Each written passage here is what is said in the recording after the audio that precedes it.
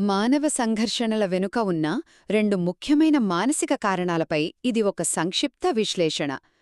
ఈ బోధన బౌద్ధ గ్రంథమైన అంగుత్తర నికాయ నుంచి స్వీకరించబడింది.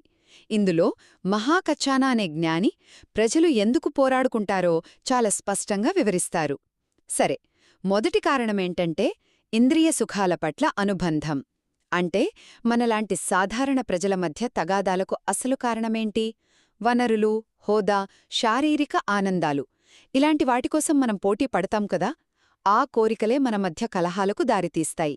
ఇక రెండవది అభిప్రాయాల పట్ల అనుబంధం. ఇది కాస్త భిన్నమైనది. అన్నీ వదిలేసిన భిక్షువుల మధ్య గొడవలెందుకొస్తాయి? వారికి వస్తువులపై వ్యామోహం ఉండదు, కాని కేవలం నా అభిప్రాయమే నిజం, మిగతావన్నీ తప్పు అనే గట్టి నమ్మకముంటుంది. అదే వారి మధ్య సిద్ధాంతపరమైన వివాదాలకు కారణమవుతుంది.